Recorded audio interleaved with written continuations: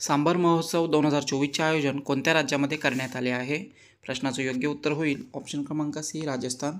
राजस्थानमध्ये हा सांबर महोत्सव 2024 जे आहे याचं आयोजन करण्यात आलेलं आहे. तर राजस्थानच्या उपमुख्यमंत्री आणि पर्यटन मंत्री आहेत दिया कुमारी. यांच्या हस्ते या राजस्थानमधील सांबर सरोवरामध्ये सांबर महोत्सवाचे उद्घाटन करण्यात आले आहे. हा सांबर महोत्सव 3 दिवसीय कार्यक्रम आहे. 26 जानेवारी रोजी या महोत्सवाचे आयोजन करण्यात आले असून 28 जानेवारी रोजी या महोत्सवाची सांगता झाली आहे. सांबर सरोवर हे भारतातील सर्वात मोठे खाऱ्या पाण्याचे सरोवर आहे. 1990मध्ये रामसर कन्व्हेन्शननुसार सांबर सरोवरला आंतरराष्ट्रीयदृष्ट्या महत्त्वाची आर्द्रभूमी म्हणून घोषित केलं गेलं आहे. सांबर सरोवरला 6 नद्यांचे पाणी येऊन मिळत असतं. सामोद, खारी, मंथा, खंडेला, मेडथा आणि रूपनगड या त्या 6 नद्या आहेत. पुढचा प्रश्न पाहूया. पंतप्रधान नरेंद्र मोदी यांच्याकडून परीक्षेवर चर्चा कार्यक्रमाचे कितवे संस्करण नुकतेच आयोजित केले गेले होते? प्रश्नाचं योग्य उत्तर होईल ऑप्शन क्रमांक सी 7वे. यावेळीचे हे 7वे संस्करण होतं परीक्षेवर चर्चा या कार्यक्रमाचं आणि नरेंद्र मोदी यांच्याकडून या कार्यक्रमाचं नुकताच आयोजन करण्यात आलेलं होतं. पंतप्रधान नरेंद्र मोदी यांनी 29 जानेवारी रोजी या परीक्षेवर चर्चा कार्यक्रमाचे आयोजन केलं होतं. या कार्यक्रमाच्या माध्यमातून मोदी देशातील विद्यार्थ्यांशी संवाद साधत असतात. यावेळचे हे 7वे संस्करण होते. या कार्यक्रमाच्या माध्यमातून नरेंद्र मोदी विद्यार्थ्यांच्या मनातील परीक्षा संबंधित भीती आणि तणाव कमी करण्यासाठी टिप्स शेअर करतात. तर परीक्षेवर चर्चा या कार्यक्रमाचं पहिलं संस्करण जे आहे 16 फेब्रुवारी 2018 रोजी आयोजित केलं गेलं होतं. पुढचा प्रश्न पाहूया. कोणत्या राज्यामध्ये समलेई मंदिर परियोजनेचे उद्घाटन करण्यात आले आहे? प्रश्नाचं योग्य उत्तर होईल ऑप्शन क्रमांक ए ओडिसा. ओडिसा राज्याशी संबंधित ही समलेई मंदिर परियोजना आहे आणि या परियोजनेचं नुकताच उद्घाटन हे करण्यात आलेलं आहे ओडिसामध्ये. तर Samaleswari temple area management and local economic initiative असं या परियोजनेचं नाव आहे. ओडिसाचे मुख्यमंत्री नवीन पटनाईक यांनी संबळपूरमध्ये या परियोजनेचं उद्घाटन केलेलं आहे. या योजनेच्या माध्यमातून समलेश्वरी मंदिराचे जे परिधीय विकास आहे यासाठी प्रयत्न केले, यासाठी जी योजना आहे तयार केलेली आहे. तीर्थयात्रेसाठी सुविधा, मंदिरापर्यंत पोहोचण्यासाठी महानदी काठचा विकास इत्यादी विकास कामांचा यामध्ये समावेश आहे. महानदीच्या काठी वसलेले हे एक तीर्थक्षेत्र आहे. ओडिसा आणि छत्तीसगडच्या पश्चिम भागातील हे एक प्रसिद्ध स्थळ आहे आणि देवी समलेश्वरीला समर्पित हे मंदिर आहे. पुढचा प्रश्न पाहूया. 69व्या फिल्मफेअर पुरस्कार 2024मध्ये सर्वोत्कृष्ट चित्रपटाचा पुरस्कार कोणत्या चित्रपटाला देण्यात आला आहे? प्रश्नाचं योग्य उत्तर होईल ऑप्शन क्रमांक D 12th fail. 12th fail या चित्रपटाला नुकताच 69व्या फिल्मफेअर पुरस्कार 2024मध्ये सर्वोत्कृष्ट चित्रपट म्हणून निवडण्यात आलेला आहे आणि पुरस्कार प्राप्त झालेला आहे. तर 69वा फिल्मफेअर पुरस्कार वितरण सोहळा गुजरातमधील गांधीनगर येथे 27 ते 28 जानेवारी रोजी आयोजित केला गेला होता. या पुरस्कार वितरण सोहळ्यामध्ये सर्वोत्कृष्ट चित्रपटाचा पुरस्कार 12th फेलला देण्यात आला आहे. त्याचप्रमाणे सर्वश्रेष्ठ निर्देशक म्हणून विधू विनोद चोपडा, उत्कृष्ट अभिनेत्री पुरस्कार आलिया भट्ट रॉकी और रानी की प्रेम कहाणी या चित्रपटातील अभिनयासाठी देण्यात आलेला आहे. तर ॲनिमल या चित्रपटातील अभिनयासाठी रणबीर कपूर याला बेस्ट ॲक्टरचा पुरस्कार हा देण्यात आलेला आहे. पुढचा प्रश्न पाहूया. भारत आणि कोणत्या देशादरम्यान नुकताच सदा तनसिक संयुक्त सैन्य अभ्यास सुरू झाला आहे? प्रश्नाचं योग्य उत्तर होईल ऑप्शन क्रमांक सी सौदी अरब. युद्धाभ्यास सैन्य अभ्यास जो आहे सदा तनसिक नाव लक्षात ठेवायचं आहे. भारत आणि सौदी अरब या देशांमध्ये सुरू झालेला आहे. तर हा जो अभ्यास आहे 29 जानेवारी 2024 रोजी भारत आणि सौदी अरबच्या सेनेमध्ये राजस्थानमध्ये सुरू झालेला आहे. 10 फेब्रुवारीपर्यंत हा सैन्य अभ्यास सुरू असणार आहे. दोन्ही देशांदरम्यान अशा प्रकारचा हा पहिलाच सैन्य अभ्यास आहे. दोन्ही देशातील सेनेमध्ये सर्वोत्तम सैन्य कौशल्य अनुभव यांचे आदानप्रदान करणे हा या संयुक्त सैन्य अभ्यासामागचा प्रमुख उद्देश आहे. त्याचप्रमाणे भारत आणि सौदी अरबमध्ये अजून एक सैन्य अभ्यास होत असतो, लक्षात ठेवायचा आहे. अल मोहद अल हिंदी हा एक सैन्य अभ्यास सौदी अरब आणि भारतामध्ये होत असतो. तर सौदी अरबची राजधानी आहे रियाद. चलन आहे सौदी रियाल. पंतप्रधान आहेत मोहम्मद बिन सलमान. पुढचा प्रश्न पाहूया. प्रथम श्रेणी क्रिकेटमध्ये सर्वात जलद त्रिशतक मारण्याचा विक्रम कोणी केला आहे? प्रश्नाचं योग्य उत्तर होईल ऑप्शन क्रमांक डी तन्मय अग्रवाल. तन्मय अग्रवाल याने प्रथम श्रेणी क्रिकेटमध्ये सर्वात जलद त्रिशतक मारण्याचा विक्रम नुकताच केलेला आहे. तर हैदराबाद संघाचा सलामीवीर फलंदाज आहे तन्मय अग्रवाल. याने प्रथम श्रेणी क्रिकेटमध्ये सर्वात जलद ट्रिपल शतक मारलेलं आहे. 147 चेंडूमध्ये त्याने 300 धावा केलेल्या आहेत. तन्मय अग्रवाल याने साऊथ आफ्रिकेच्या मार्को मरेन्स याचा सर्वात जलद त्रिशतकाचा विक्रम मोडीत काढलेला आहे. मार्को मरेन्स जो आहे याने या अगोदर 2017मध्ये 191 चेंडूंमध्ये 300 धावाया केलेल्या होत्या आणि आता या तन्मय अग्रवालने 147 चेंडूंमध्ये 300 धावाया केलेल्या आहेत. पुढचा प्रश्न पाहूया. टाटा ग्रुप आणि एअरबस मिळून H-125 हेलिकॉप्टरचे उत्पादन जे आहे याची सुरुवात कोणत्या ठिकाणी करणार आहे? प्रश्नाचं योग्य उत्तर होईल ऑप्शन क्रमांक ए वडोदरा. गुजरातमधील वडोदरा या ठिकाणी टाटा ग्रुप आणि एअरबस मिळून H-125 हेलिकॉप्टरच्या उत्पादनाला सुरुवात करणार आहे.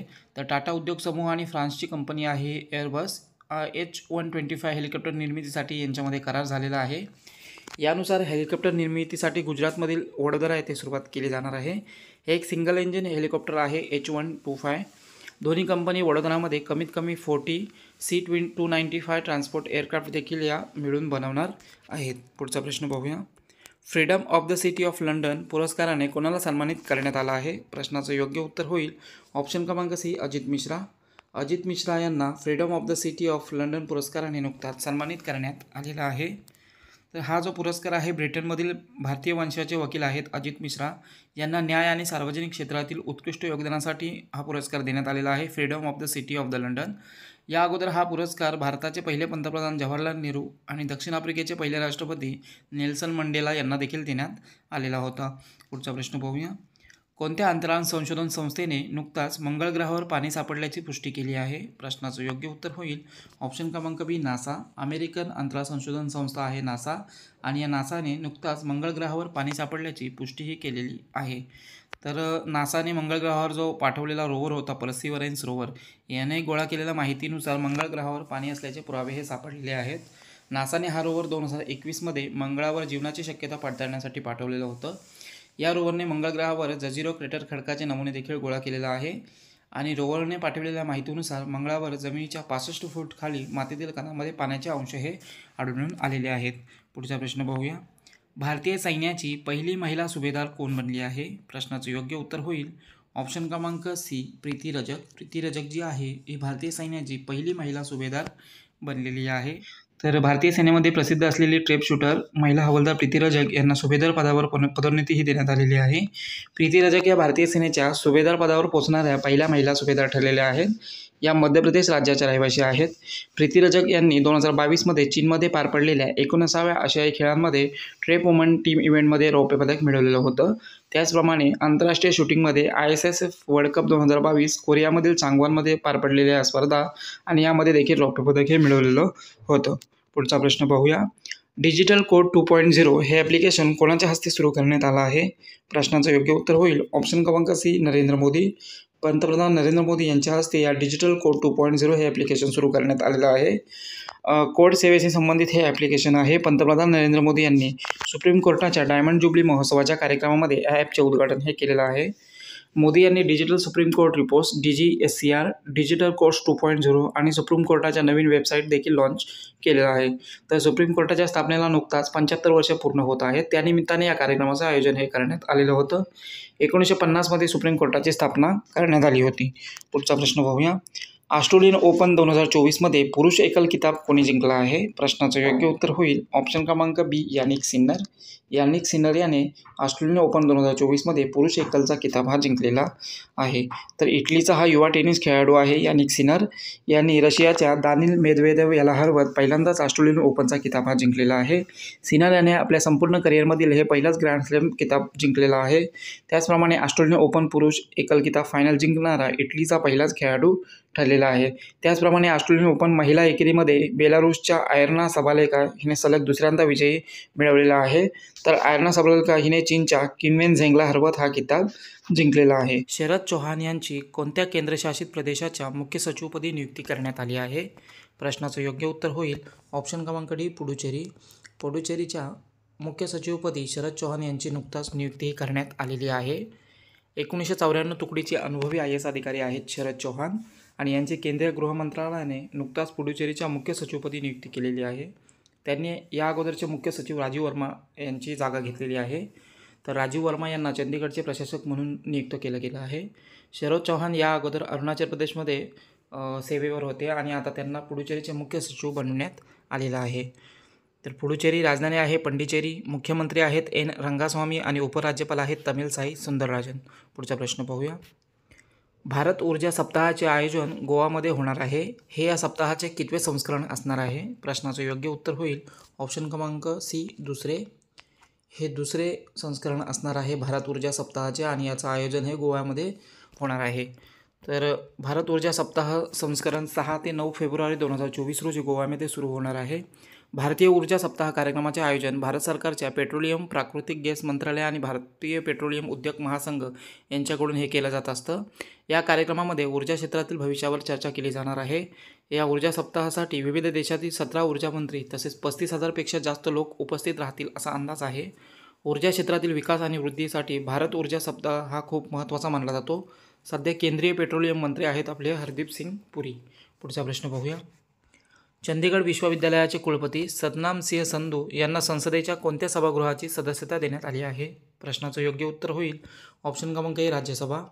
यांना राज्यसभेवर राष्ट्रपतींमार्फत नियुक्त केलं गेलं आहे. सतनाम सिंह संधू चंदीगड विश्वविद्यालयाचे कुलपती आहेत आणि यांना राज्यसभेचं सदस्यत्व जे आहे देण्यात आलेलं आहे. भारतातील प्रमुख शिक्षकतज्ञांपैकी एक असलेले सतनाम सिंह संधू यांना राष्ट्रपतींकडून राज्यसभेचे सदस्य म्हणून नियुक्त केलं गेलं आहे. त्यांनी सन 2001मध्ये मोहालीच्या लांड्रामध्ये चंदीगड ग्रुप ऑफ कॉलेजची स्थापना केली होती. त्याचप्रमाणे सतनाम सिंह संधू हे जे आहेत सांप्रदायिक सद्भावाला प्रोत्साहन देण्यासाठी 2 गैरसरकारी संघटना देखील चालवतात. इंडियन मायनॉरिटीज फाउंडेशन आणि न्यू इंडिया फाउंडेशन या त्या 2 संघटना आहेत. त्यांना राज्यसभेमध्ये राष्ट्रपतींकडून ज्या 12 सदस्यांची साहित्य, विज्ञान, कला आणि समाजसेवा क्षेत्रातील व्यक्तींची नियुक्ती केली जाते, या नियुक्ती कोट्यामधून यांची नियुक्तीही करण्यात आलेली आहे. पुढचा प्रश्न पाहूया. अजाली असोमानी कोणत्या देशाचे राष्ट्रपती बनले आहेत? प्रश्नाचं योग्य उत्तर होईल ऑप्शन क्रमांक ए कोमोरोस. कोमोरोसचे हे नवीन राष्ट्रपती बनलेले आहेत अजाली असोमानी. तर अजाली असोमानी 63% मतं घेऊन चौथ्यांदा कोमोरोसचे देशाचे राष्ट्रपती जे आहेत बनलेले आहेत. अजाली असोमानी यांनी 1999मध्ये पहिल्यांदा राष्ट्रपतीपदाचा कार्यभार सांभाळला होता. कोमोरोस हा आफ्रिका खंडातील एक देश आहे. आफ्रिका खंडातील क्षेत्रफळाच्या दृष्टीने 3रा सर्वात छोटा देश आहे हा कोमोरोस. तर कोमोरोस राजधानी आहे मोरोनी, चलन आहे कोमेरियन फ्रँक आणि राष्ट्रपती आहेत अजाली असोमानी. पुढचा प्रश्न पाहूया. प्रजासत्ताक दिन 2024च्या परेडमध्ये कोणत्या मंत्रालयाच्या झाकीला सर्वश्रेष्ठ झाकीचा पुरस्कार भेटलेला आहे? प्रश्नाचं योग्य उत्तर होईल ऑप्शन क्रमांक डी संस्कृती मंत्रालय. संस्कृती मंत्रालयाची झाकी होती जी याच्या प्रदर्शनामध्ये प्रजासत्ताक दिनाच्या परेडमध्ये प्रथम क्रमांक प्राप्त झालेला आहे. Indira Gandhi national centre for आर्ट्सकडून संस्कृती मंत्रालयाच्या झाकीला प्रजासत्ताक दिवस परेडमध्ये प्रथम स्थान प्राप्त केल्याची घोषणा करण्यात आली आहे. संस्कृती मंत्रालयाची झाकीची जी थीम होती भारत लोकशाहीची जननी, India the mother of democracy. लोकशाही मूल्य आणि प्रथा यांची देशाची दीर्घकालीन परंपरा यामध्ये दर्शवली गेली होती. या झाकीने भारताच्या राजकीय व्यवस्थेचे वैविध्यपूर्ण आणि सर्वसमावेशक स्वरूप प्रतिबिंबित करून लोकशाही तत्त्वाचा पालन म्हणून युगानुयुगे झालेला भारताचा प्रवास अधोरेखित केला आहे. तर सध्या संस्कृती मंत्रालयाचे जे मंत्री आहेत ते आहेत जी किशन रेड्डी. पुढचा प्रश्न पाहूया. नुकतेच 47व्या आंतरराष्ट्रीय कोलकाता पुस्तक मेळाव्याचे उद्घाटन कोणी केलं आहे? प्रश्नाचं योग्य उत्तर होईल ऑप्शन क्रमांक ए ममता बॅनर्जी.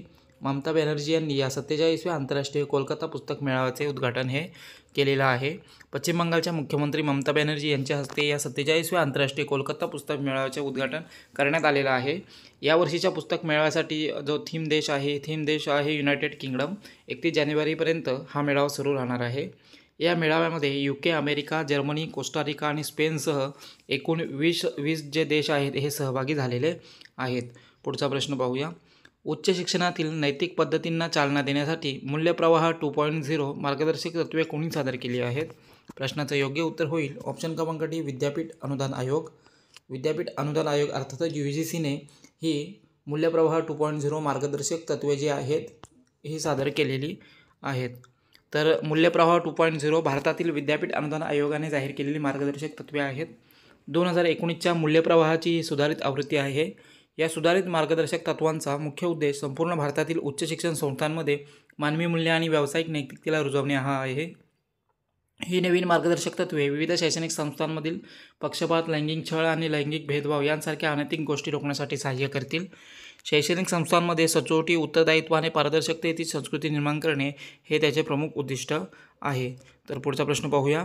राष्ट्रीय जल mission water vision 2047 the way forward या विषयावर अखिल भारतीय सचिवांची परिषद कोठे आयोजित करण्यात आली होती? प्रश्नाचं योग्य उत्तर होईल ऑप्शन क्रमांक डी चेन्नई. तामिळनाडूमधील चेन्नई या ठिकाणी राष्ट्रीय जल मिशन अंतर्गत water vision 2047 the way forward या विषयावर अखिल भारतीय सचिवांची परिषद आयोजित करण्यात आली होती. तर महाबलीपुरम चेन्नई तामिळनाडू येथे water vision 2047 the way forward या विषयावर ही आधारित परिषद जी आहे आयोजित करण्यात आली होती. 23-24 जानेवारी रोजी ही परिषद पार पडलेली आहे. या परिषदेचे उद्दिष्ट पहिल्या अखिल भारतीय वार्षिक राज्यमंत्र्यांच्या परिषद केंद्र आणि राज्यांनी सुचवलेल्या 22 शिफारशींवर विचार करणे, सर्वोत्कृष्ट पद्धती सामायिक करणे आणि केलेल्या कार्यवाहीचा आढावा घेणे हा या परिषदेचा मुख्य उद्देश होता. पुढचा प्रश्न पाहूया.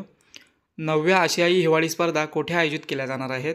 प्रश्नाचं योग्य उत्तर होईल ऑप्शन क्रमांक सी चीन. चीनमध्ये या 9व्या आशियाई हिवाळी स्पर्धा आयोजित केल्या जाणार आहेत.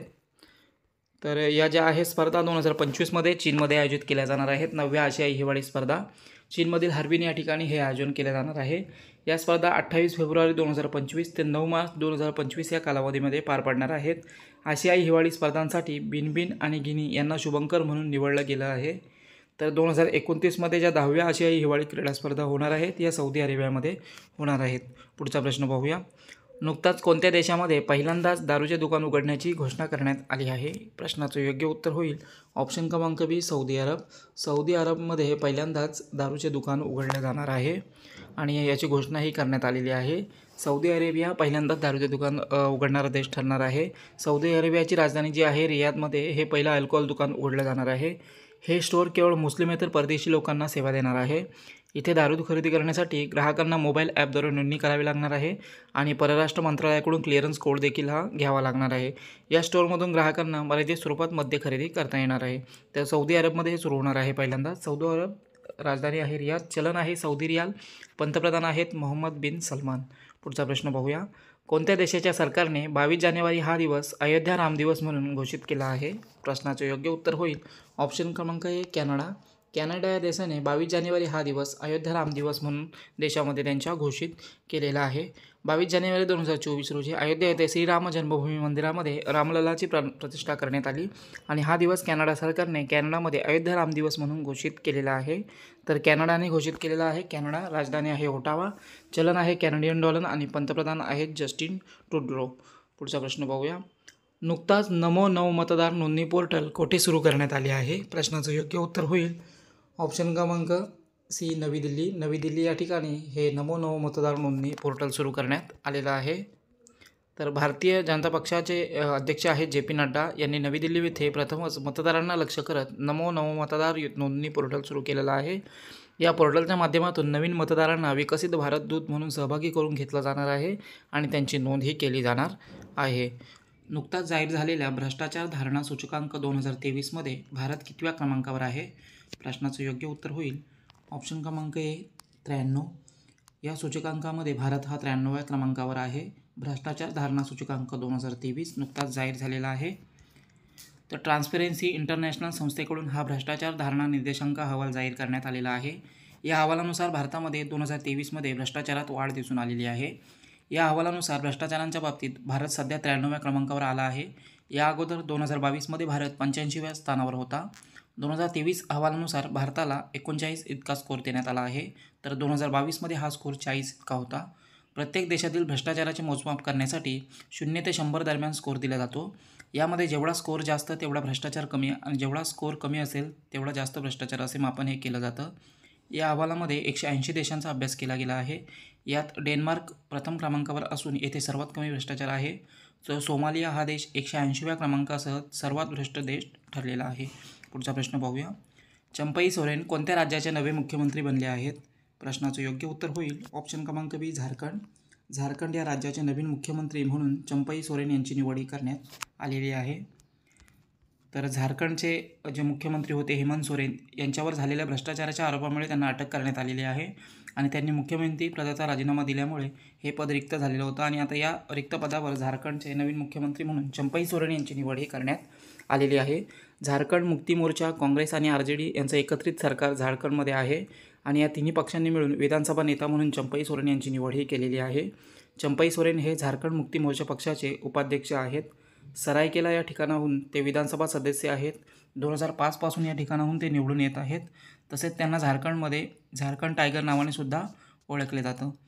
तर झारखंड राज्य झारखंडची स्थापना झालेली आहे 15 नोव्हेंबर 2000.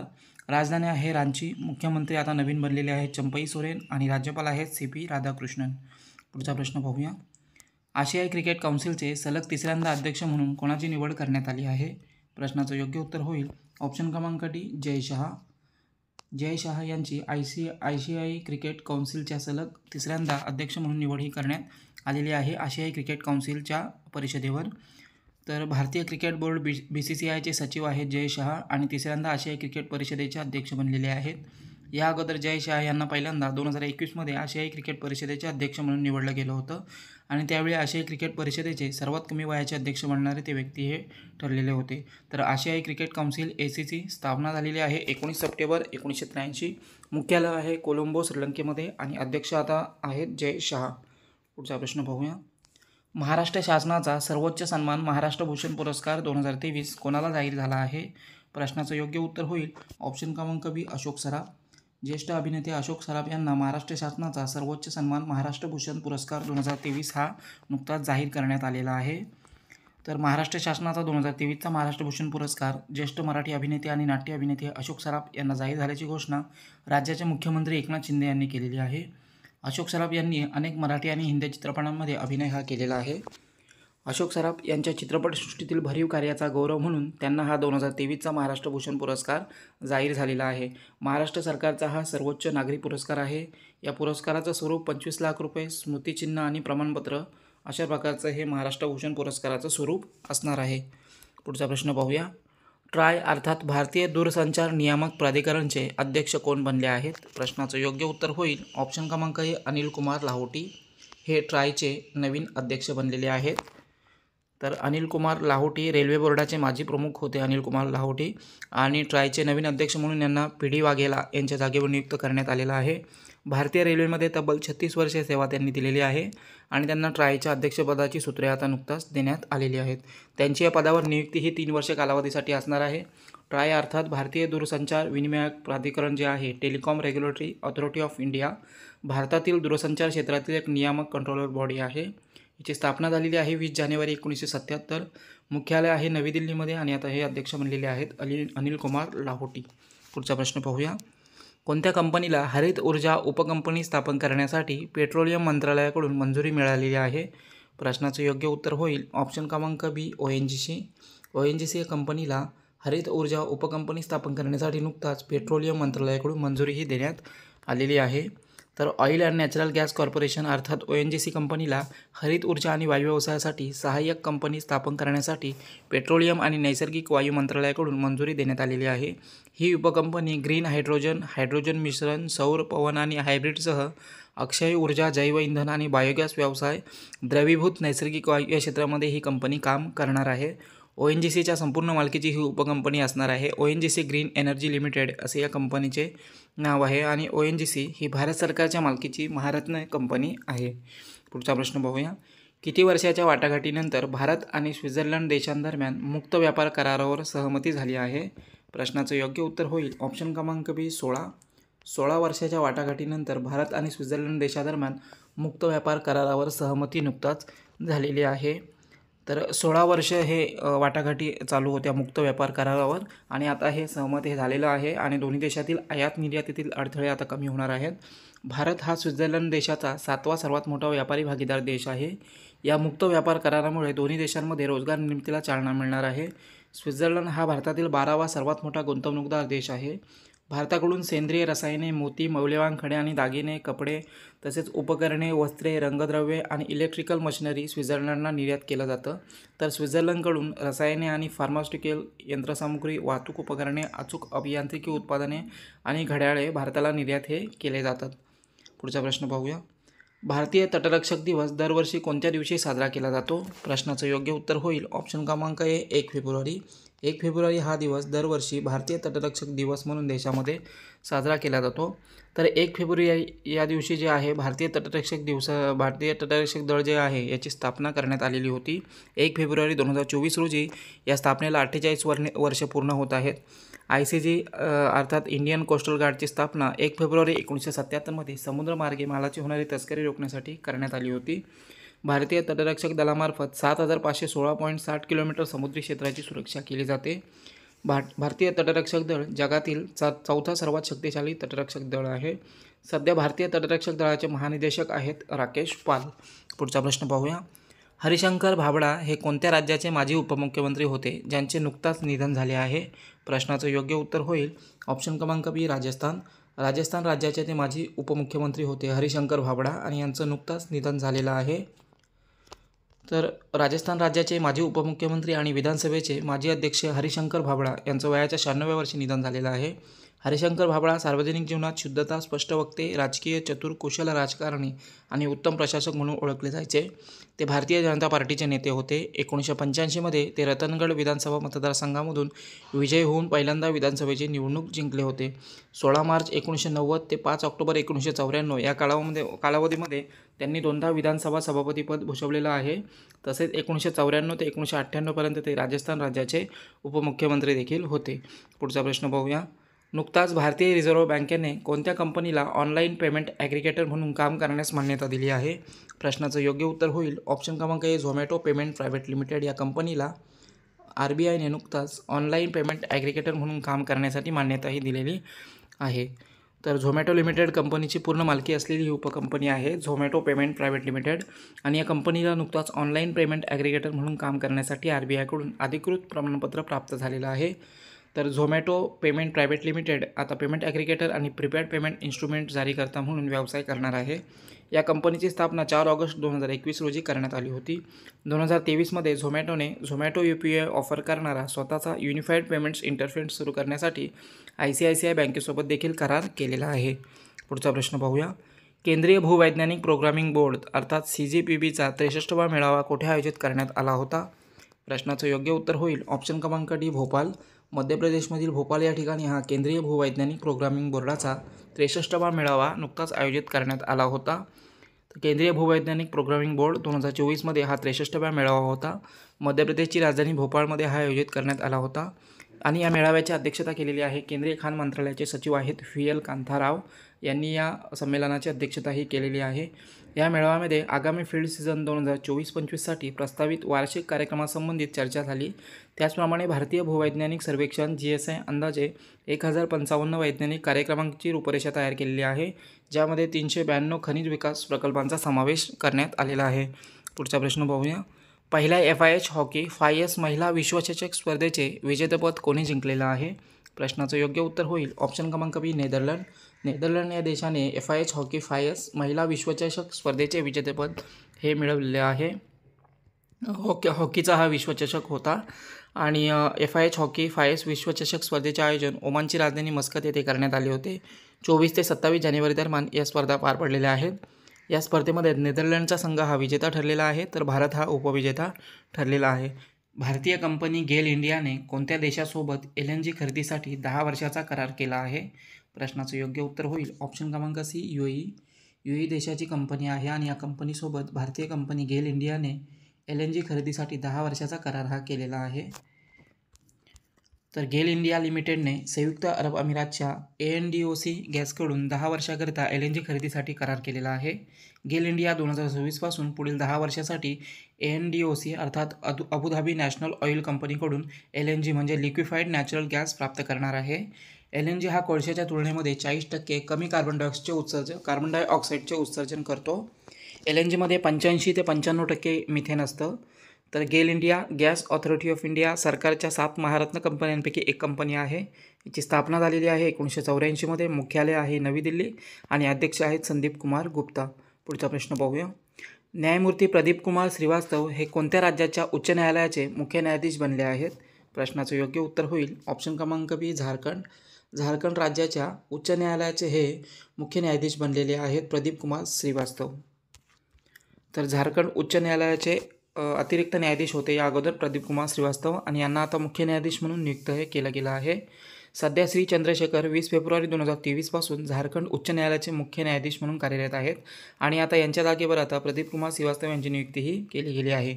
उच्च न्यायालयाच्या मुख्य न्यायाधीश आणि न्यायाधीश यांची नियुक्ती ही संविधानातील कलम 217 मधील खंड 1 नुसार केली जाते. सध्या भारतात 25 उच्च न्यायालये आहेत. झारखंड उच्च न्यायालय जे आहे याची स्थापना झालेली आहे सन 2000मध्ये. पुढचा प्रश्न पाहूया. रिझर्व्ह बँकेने नुकताच कोणत्या बँकेच्या व्यवहारांवर बंदी घातली आहे? प्रश्नाचं योग्य उत्तर होईल ऑप्शन क्रमांक सी पेटीएम पेमेंट बँक. या बँकेवर RBIने बँकिंग व्यवहारांवर निर्बंध लावलेला आहे. तर RBIने 31 जानेवारी 2024 रोजी पेटीएम पेमेंट बँकच्या व्यवहारांवर बंदी घातलेली आहे. 29 फेब्रुवारीनंतर कंपनी बँकिंग सेवा ग्राहकांना देऊ शकणार नाही.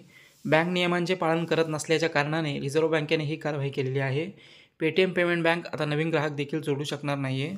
29 फेब्रुवारीनंतर ग्राहकांना पेटीएम खात्यामध्ये पैसे देखील डिपॉझिट करता येणार नाहीत आणि ज्या ग्राहक सेवा आहेत या सेवासुद्धा देता येणार नाहीत.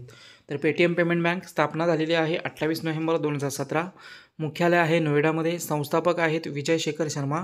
सन 2021मध्ये पेटीएम पेमेंट बँकेला शेड्यूल बँकेचा दर्जा प्राप्त झाला होता. पुढचा प्रश्न बघूया. खेलो इंडिया यूथ गेम्स 2024 स्पर्धा नुकताच पार पडलेल्या आहेत. यामध्ये कोणी प्रथम स्थान पटकावलेलं आहे? प्रश्नाचं योग्य उत्तर होईल ऑप्शन क्रमांक A महाराष्ट्र. महाराष्ट्राच्या संघाने खेलो इंडिया यूथ गेम्स 2024मध्ये अव्वल स्थान हे पटकावलेलं आहे. तर खेलो इंडिया यूथ गेम्स 2024 हे 6वं संस्करण होतं आणि या स्पर्धांचे आयोजन 19 ते 31 जानेवारी 2024 दरम्यान तामिळनाडूमध्ये केलं गेलं होतं.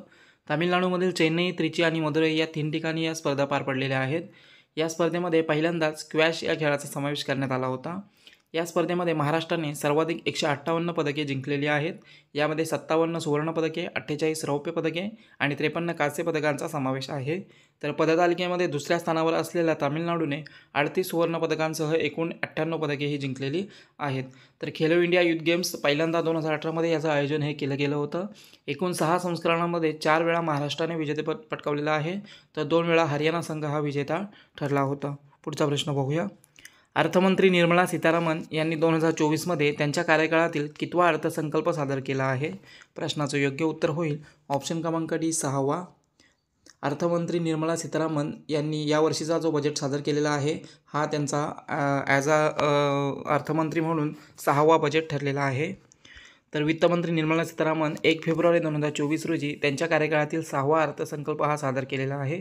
सलग 6 अर्थसंकल्प सादर करणाऱ्या त्या दुसऱ्या अर्थमंत्री ठरलेल्या आहेत.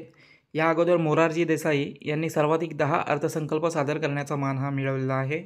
मागच्या वेळेप्रमाणे यावेळेस देखील पेपरलेस अर्थसंकल्प सादर केला गेला आहे. आपल्या 58 मिनिटाच्या भाषण झालं त्यामध्ये अर्थसंकल्प हा मांडला गेला आहे.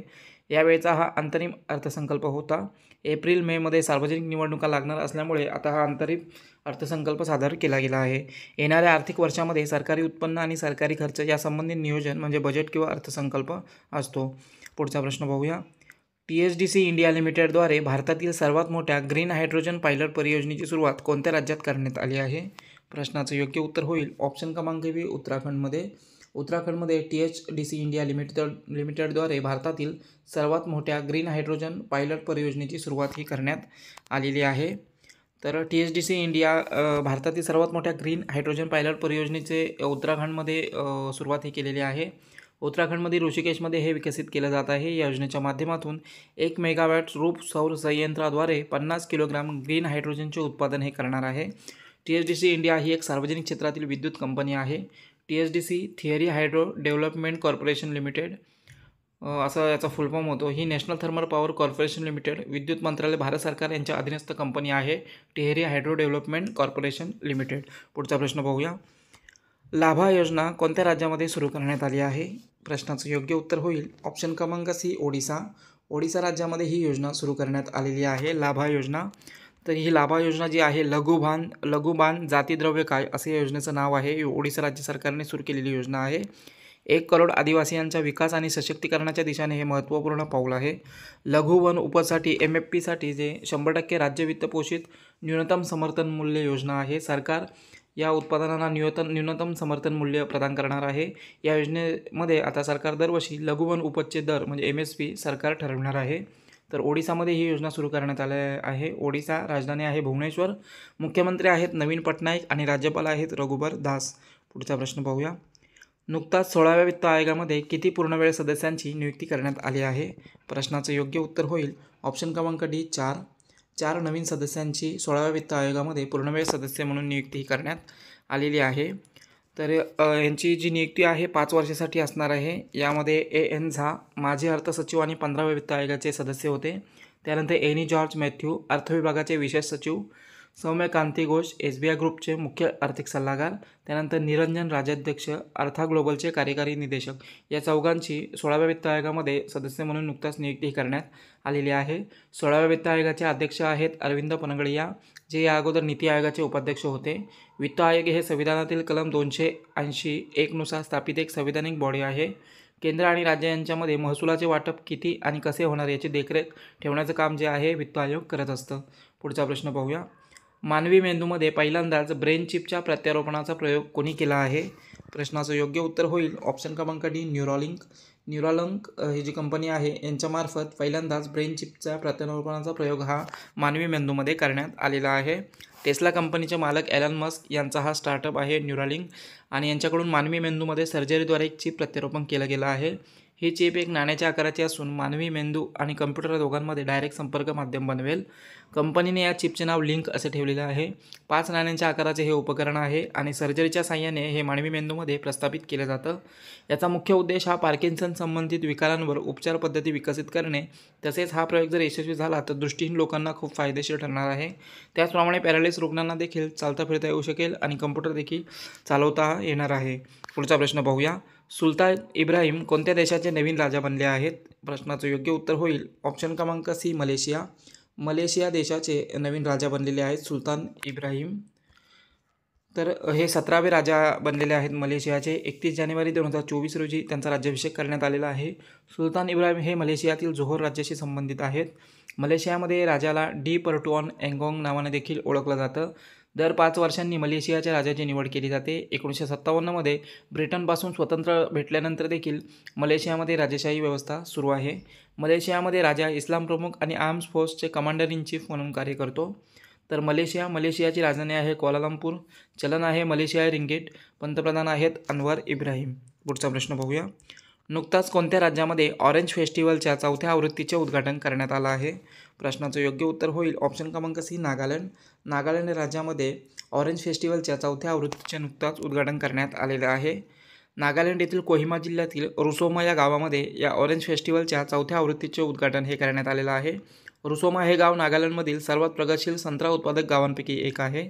ऑरेंज फेस्टिवल हा वार्षिक कार्यक्रम आहे. या महोत्सवाचे उद्घाटन महिला संसाधन आणि फलोत्पादन मंत्री आहे सलोतोनुआ क्रुसे यांच्या हस्ते करण्यात आला आहे. 2 दिवसीय या कार्यक्रमाची थीम होती ऑर्गॅनिक ऑरेंज. ग्रामीण भागातील शेतकऱ्यांचे उत्थान आणि सेंद्रिय शेतीला प्रोत्साहन देणे हा या कार्यक्रमाचा मुख्य उद्देश होता. पुढचा प्रश्न पाहूया. ईशान्य भारतातील पहिले निसर्गोपचार रुग्णालय कोणत्या राज्यात सुरू करण्यात आले आहे? प्रश्नाचं योग्य उत्तर होईल ऑप्शन क्रमांक ए, आसाम. आसाममध्ये हे ईशान्य भारतातील पहिले निसर्गोपचार रुग्णालय सुरू करण्यात आलेलं आहे.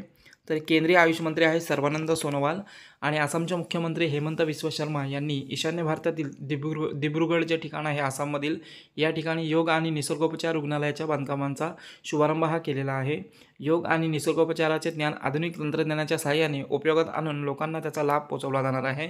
100 बेडचे हे रुग्णालय असणार आहे. 15 एकर जागेमध्ये उभे केले जात आहे आणि यासाठी सुमारे 100 कोटी रुपये इतकी तरतूद ही करण्यात आली. नुकताच संघ लोकसेवा आयोगाचे अर्थात UPSCचे सदस्य म्हणून कोणी पदभार स्वीकारलेला आहे? प्रश्नाचं योग्य उत्तर होईल ऑप्शन क्रमांक ए, संजय वर्मा. संजय वर्मा यांनी संघ लोकसेवा आयोगाचं नुकताच सदस्य म्हणून पदभार हे स्वीकारलेलं आहे. तर 1990 तुकडीचे भारतीय विदेश सेवा अधिकारी असलेल्या संजय वर्मा यांनी संघ लोकसेवा आयोगाचे सदस्य म्हणून शपथ घेतलेली आहे. UPSCचे अध्यक्ष मनोज सोनी यांनी त्यांना पदाची शपथ दिलेली आहे. संघ लोकसेवा आयोग अर्थात UPSC ही भारत सरकारद्वारा अधिसूचित परीक्षांच्या नियमानुसार विविध परीक्षांचे आयोजन करणारी एक जबाबदार संस्था आहे. कलम 315 ते 323 नुसार UPSC एक संवैधानिक संस्था आहे. संघ लोकसेवा आयोगाचे सध्या अध्यक्ष आहेत डॉक्टर मनोज सोनी. संघ लोकसेवा आयोगामध्ये 9 ते 11 इतकी सदस्य संख्या असते. प्रत्येक सदस्य 6 वर्षे किंवा वयाची 65 वर्षे पूर्ण होईपर्यंत पदावर राहत असतो. पुढचा प्रश्न पाहूया. उंगलई थेडी उंगल ओरियल योजना कोणत्या राज्यामध्ये सुरू केली गेली आहे? प्रश्नाचं योग्य उत्तर होईल ऑप्शन क्रमांक बी, तामिळनाडू. तामिळनाडू राज्यामध्ये ही योजना सुरू करण्यात आलेली आहे. उंगलई थेडी उंगल ओरियल ही जी योजना आहे तामिळनाडूमध्ये सुरू करण्यात आलेली आहे. तामिळनाडू राज्य सरकारने ही योजना सुरू केलेली आहे. या योजनेचा अर्थ होतो आपल्या दरवाजापर्यंत सेवा घेऊन येणे. उंगलई थेडी उंगल ओरियल या योजनेच्या माध्यमातून सार्वजनिक सेवा वितरणामध्ये सुधारणा आणि विविध योजनांच्या अंमलबजावणीमध्ये गतिशीलता आणली जाणार आहे. तर तामिळनाडू राज्याने सुरू केलेली योजना आहे. तामिळनाडू राजधानी आहे चेन्नई. मुख्यमंत्री आहेत MK स्टालिन आणि राज्यपाल आहेत RN रवी. पुढचा प्रश्न पाहूया. भारत मोबिलिटी ग्लोबल एक्सपो 2024चे आयोजन कोठे करण्यात आले आहे? प्रश्नाचं योग्य उत्तर होईल ऑप्शन क्रमांक बी, नवी दिल्ली. नवी दिल्ली या ठिकाणी या भारत मोबिलिटी ग्लोबल एक्सपो 2024चे आयोजन हे करण्यात आलेलं आहे.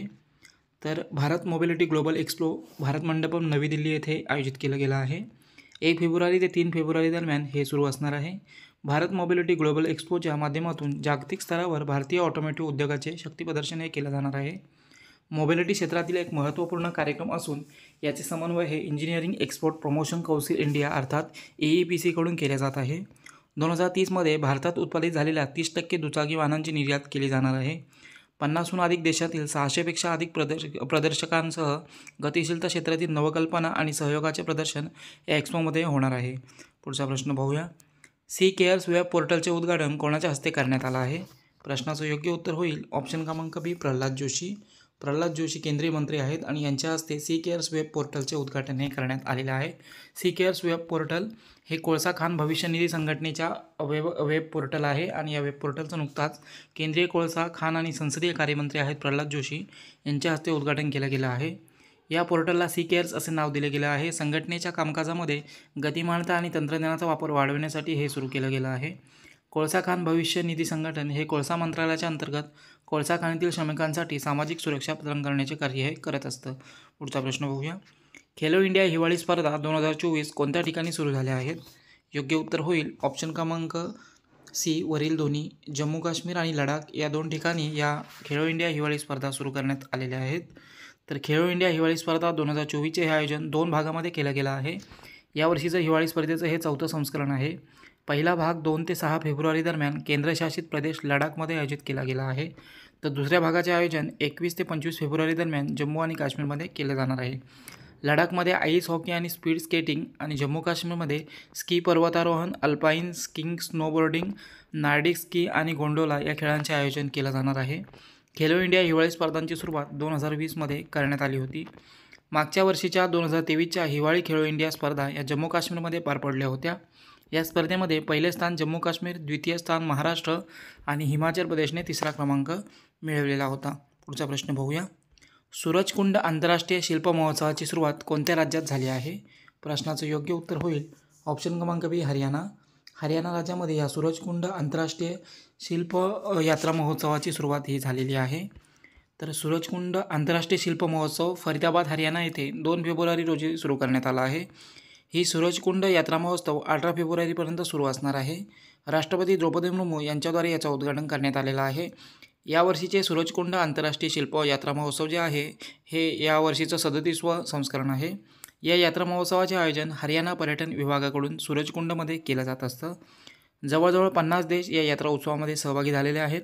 यावर्षीचा भागीदार देश आहे तंजानिया आणि थीम राज्य आहे गुजरात. तर हरियाणा राज्यामध्ये यात्रा उत्सव सुरू झालेला आहे हा सूरजकुंड.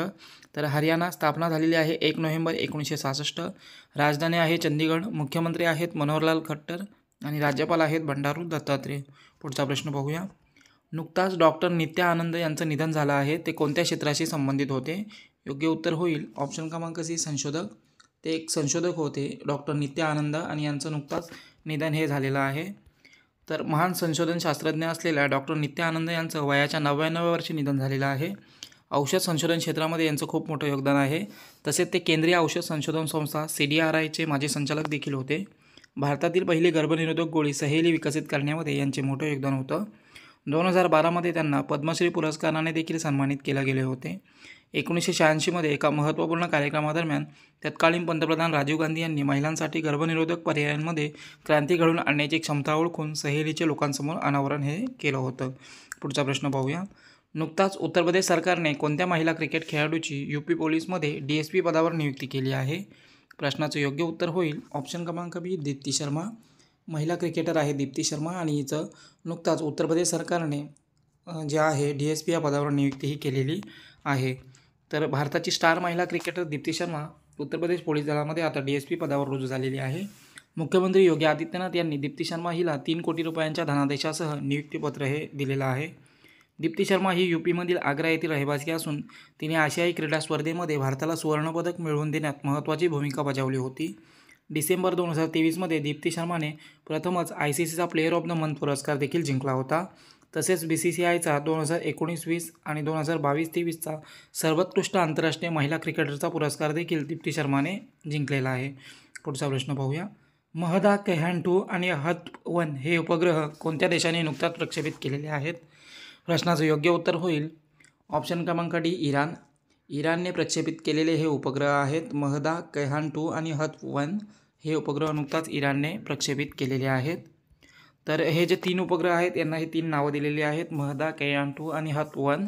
इस्रायलच्या सुरू असलेल्या युद्धांमुळे मध्य पूर्वेमध्ये वाढलेल्या तणावाच्या पार्श्वभूमीवर हे प्रक्षेपण करण्यात आलेलं आहे. इराणच्या ग्रामीण सेमनान प्रांतातील इमाम खोमेनी स्पेसपोर्टवरून या उपग्रहांचे प्रक्षेपण करण्यात आलेलं आहे. या प्रक्षेपणामध्ये सिमोर्ग रॉकेटचा वापर करण्यात आलेला आहे. महदा हा एक संशोधन उपग्रह आहे, तर कायहान आणि हथेप हे अनुक्रमे ग्लोबल पोझिशनिंग आणि कम्युनिकेशनवर केंद्रित असे लघु उपग्रह आहेत. तर इराणने या उपग्रहांचं प्रक्षेपण केलेलं आहे. इराण राजधानी आहे तेहरान, चलन आहे इराणियन रियाल आणि राष्ट्रपती आहेत इब्राहिम रईसी. पुढचा प्रश्न पाहूया.